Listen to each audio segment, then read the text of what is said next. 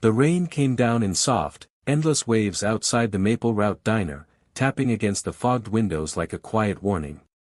The neon sign above the door flickered between pink and red, its glow reflecting off the puddles that lined the empty parking lot. Inside, the diner smelled faintly of coffee, fried bacon, and loneliness. It was past midnight, and Mia Carter, the night waitress, was still on her feet. Her uniform was a little wrinkled, her sneakers soaked from the walk to work, and her tired brown eyes carried the weight of someone who'd seen too much for her age. She wiped down the counter for the 5th time, her movements slow and methodical. It was her way of staying awake, and of pretending she wasn't counting the minutes until closing time.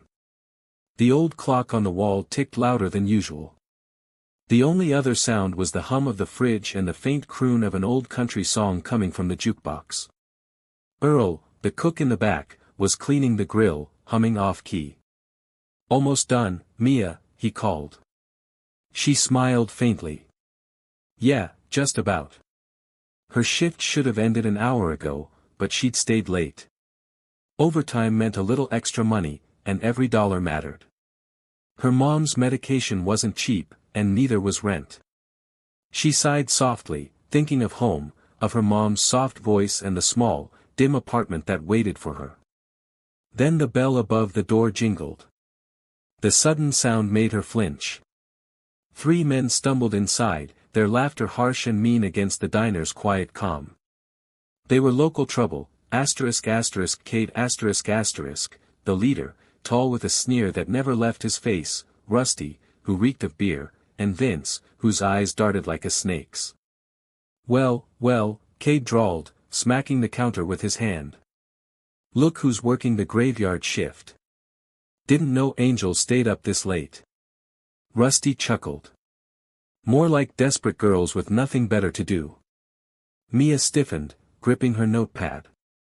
"What can I get you?" she asked, keeping her tone polite but distant.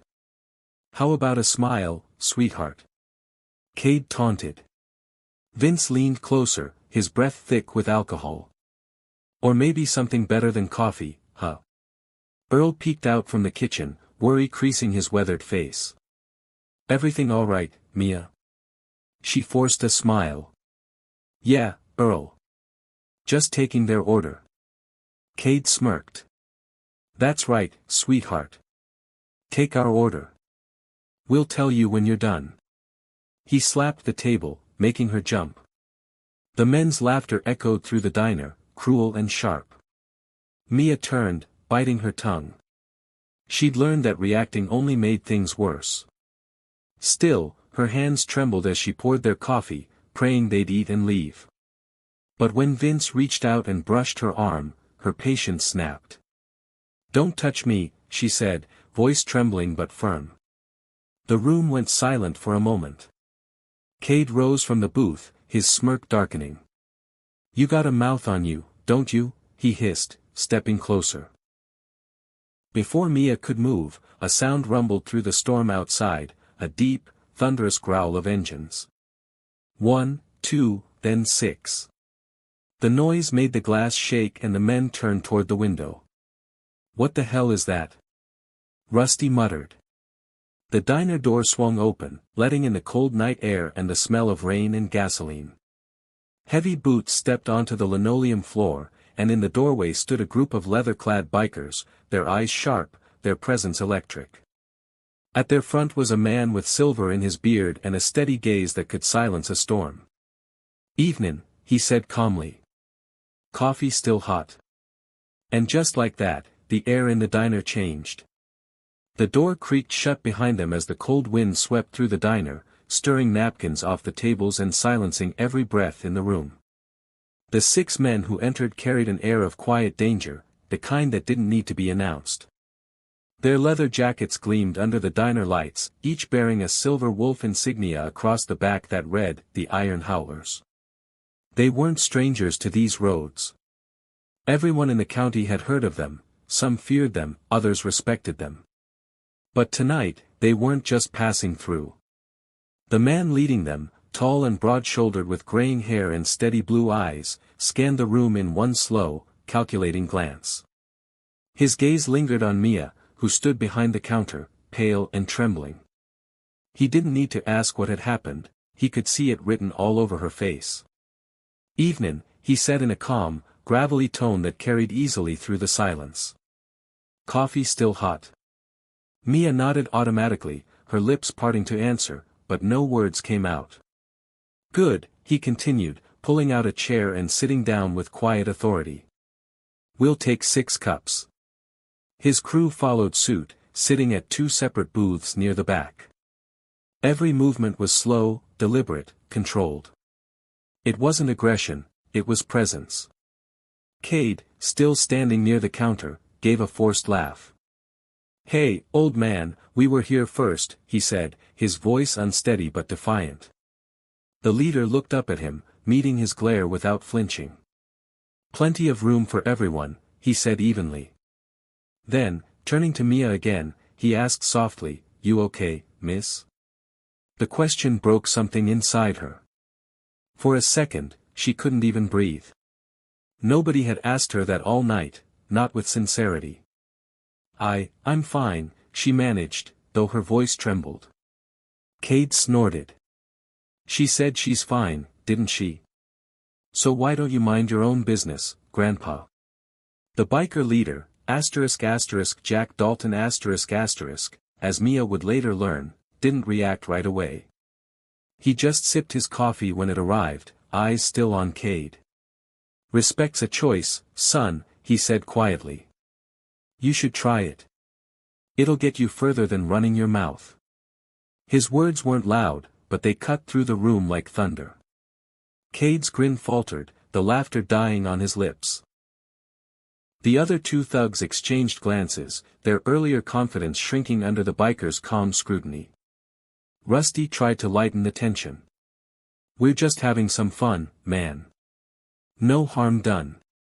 Jack's eyes flicked toward him. "Fun's over," he said simply. Then he rose to his feet, the chair scraping the tile. The sound was small, but it felt like a warning bell. "You boys are gonna finish your coffee and head out. You've done enough for one night."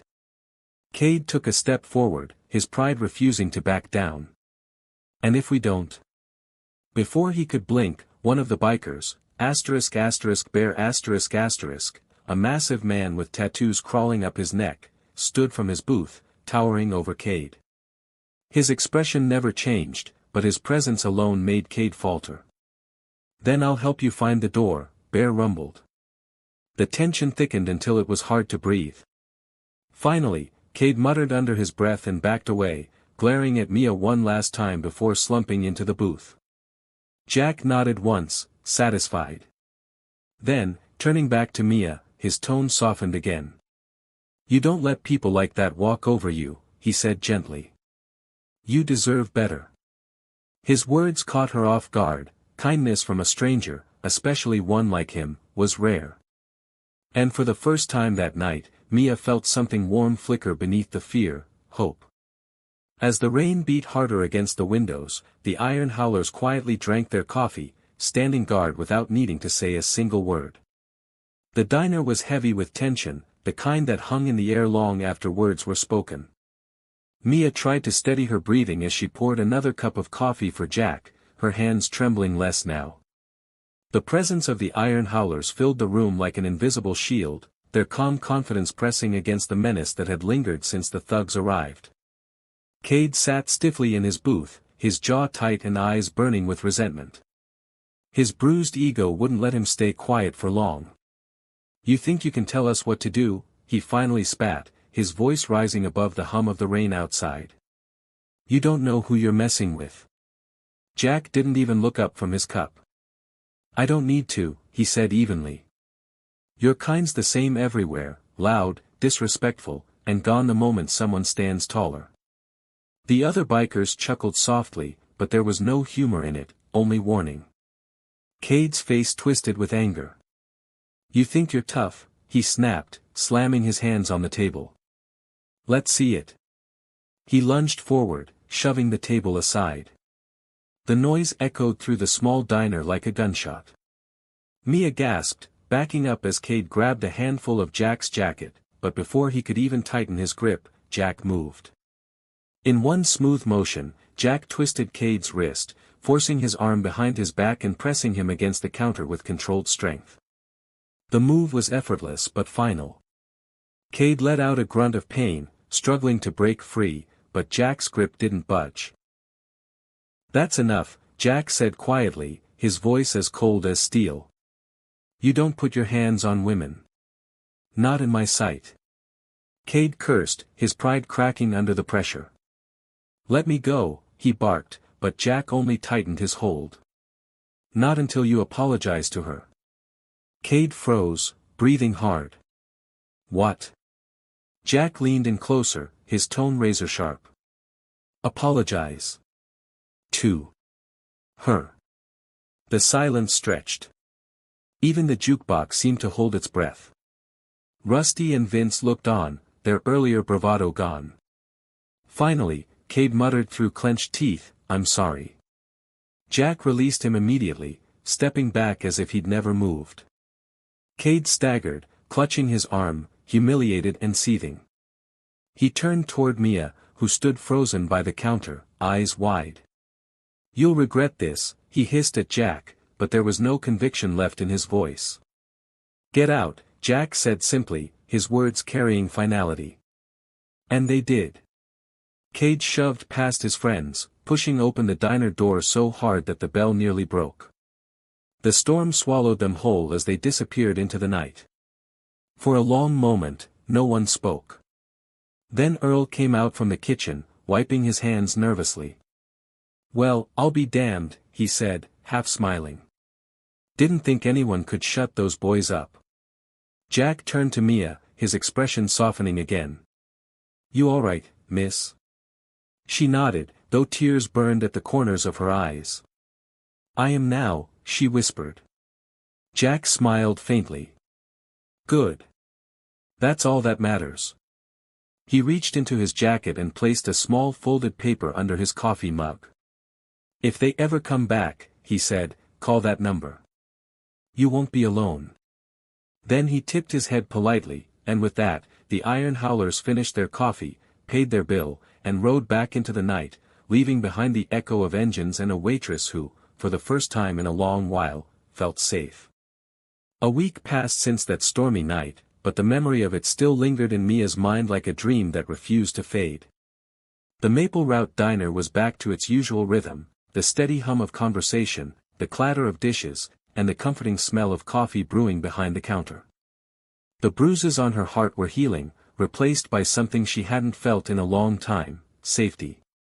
The Iron Howlers had stopped by twice since then, always late at night, just to make sure she was all right. They never said much, just drank their coffee, tipped generously, and left with nods of quiet reassurance. Word of what happened had spread through town like wildfire, and suddenly, the men who used to leer at her kept their eyes down. Mia could finally work in peace, and she'd even started smiling again. But deep down, she knew peace was fragile, especially when it came to men like Cade. It was nearing midnight when the familiar sound of the door's bell rang again. Mia looked up, expecting a regular customer, but the smile froze on her face. Cade stood there, flanked by Rusty and Vince. His face was still bruised from Jack's grip, his eyes bloodshot with rage and shame. The diner, once warm and bright, seemed to darken around him. "Evenin', sweetheart," he drawled, the venom in his tone unmistakable. "Miss us?" Mia's pulse quickened, but she didn't let him see her fear.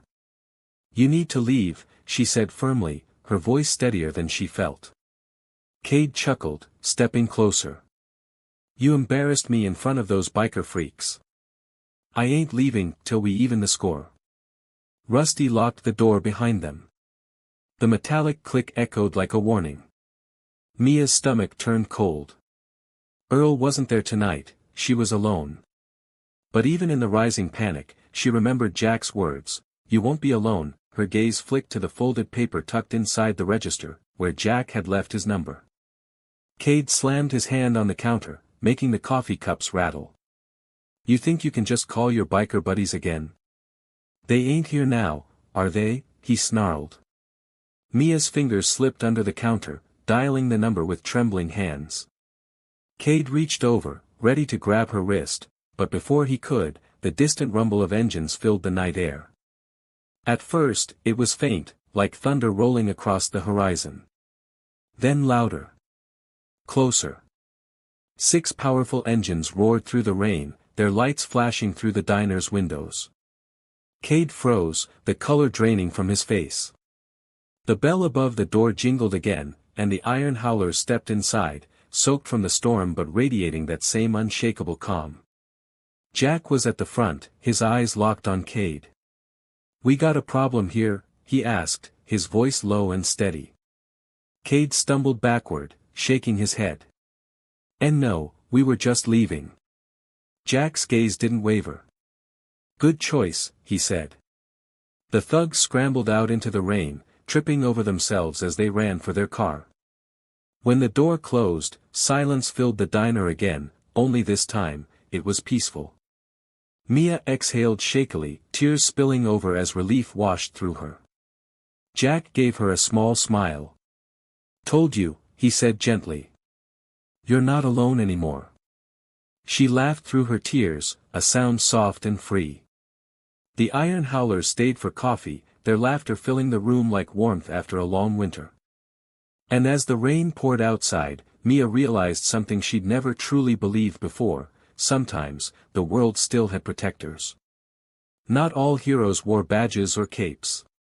Some rode in on 2 wheels, carrying the roar of thunder and the promise of safety in their wake.